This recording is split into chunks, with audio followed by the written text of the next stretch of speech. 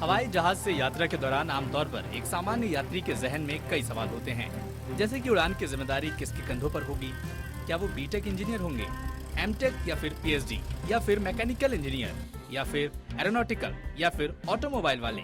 लेकिन सबसे अहम बात यह है कि एयरक्राफ्ट मेंटेनेंस सिर्फ भारत सरकार के उड्डयन मंत्रालय से अप्रूव्ड ऑर्गेनाइजेशन ही करते हैं। हवाई जहाज के मेंटेनेंस की जिम्मेदारी एयरक्राफ्ट मेंटेनेंस इंजीनियर के मजबूत कंधों पर होती है, जो न तो बीटेक इंजीनियर होते हैं और न ही एमटेक या पीएचडी। ये भारत सरकार से लाइसेंस प्राप्त एयरक्राफ्ट मेंटेनेंस इंजीनियर होते हैं, जो कड़ी मेहनत और अथक परिश्रम से पर्याप्त एयरक्राफ्ट मेंटेनेंस के अनुभव के बाद भारत सरकार के एयरक्राफ्ट एक्ट 1934, रूल 1937, सब रूल 61 के तहत बनते हैं। तो वहीं आज भारत एयरक्राफ्ट मेंटेनेंस का हब बनता जा रहा है। Not just civil aircrafts, but also defense aircrafts can also be benefiting from the MRO, which if we make India as a huge hub. Maintenance cost for all airlines will come, and that again will have a ripple effect on the passengers. The travelers can probably pay less after that. Bharat की उड़ान योजना ने देश के अलग अलग कोनों को हवाई मार्ग से जोड़ा है। गरीब को भी हवाई जहाज में उड़ने का हौसला दिया है, और मैं कहता था हवाई चप्पल पहनने वाला भी अब हवाई जहाज में बैठेगा। आज देश में शाह शिव ग्रुप इस क्षेत्र में अपने उत्कृष्ट योगदान को जाना जाता है। आज एविएशन इंडस्ट्री इस ग्रुप के देश भर में कई एस्टेब्लिशमेंट्स हैं, जो देश के विभिन्न जगहों पर भारत सरकार से अप्रूवल लेकर हवाई जहाज और इसके कंपोनेंट्स का मेंटेनेंस करते हैं। ये ग्रुप आज साउथ एशिया का सबसे बड़ा एविएशन ट्रेनिंग प्रोवाइडर बन गया है। साथ ही aircraft maintenance engineering, BTech engineering के साथ साथ एयरक्राफ्ट कमर्शियल पायलट की भी ट्रेनिंग ऑफर करता है। भोपाल शासिब ग्रुप का institute of aeronautics and engineering में एयरक्राफ्ट मेंटेनेंस इंजीनियरिंग का कोर्स किया। हवाई जहाज़ के क्षेत्र में एयरक्राफ्ट मेंटेनेंस इंजीनियर का बहुत बड़ा योगदान।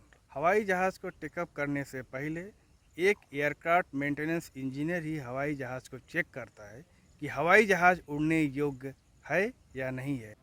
आइए आज हम कुछ युवा इंजीनियर और एयरक्राफ्ट मेंटेनेंस डिपार्टमेंट के लोगों से मिलते हैं, जो हमें बताएंगे कि हवाई जहाज की सुगम और सतत यात्रा में इनका क्या योगदान है।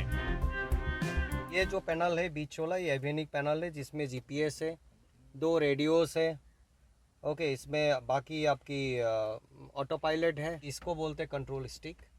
ओके, जिससे अपनी जहाज़ की बैंक एंगल, बैंक या पिच को कंट्रोल किया जाता है। उड़ान योग्यता प्रबंधक, जो कि विमान का उड़न योग्यता यानी कि एयरवर्दीनेस का मैनेजमेंट यानी प्रबंधन करता है। पूरे विमान का प्रबंधन कैमो डिपार्टमेंट करता है। आने वाले टाइम में कॉमर्शियल पायलट लाइसेंस की बहुत डिमांड है।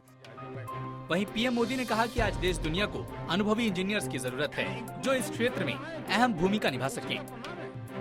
आज भारत के में एविएशन सेक्टर का ग्रोथ इतना हो रहा है, 1000 से ज्यादा नए एयरक्राफ्ट के ऑर्डर बुक हुए हैं भारत के लिए। इस देश में 1000 से ज्यादा नए एयरक्राफ्ट खरीदा, क्योंकि पैसेंजर वाला इंक्लूजन का जो हमारा अप्रोच रहा, उसी का परिणाम है। Pioneering leadership of our Prime Minister Narendra Modi ji, we have built an additional 62 airports.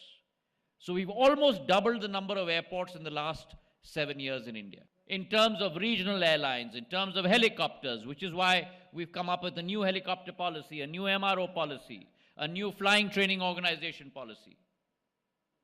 We want to make sure that we are able to spur your growth. That is our charter. That is our task.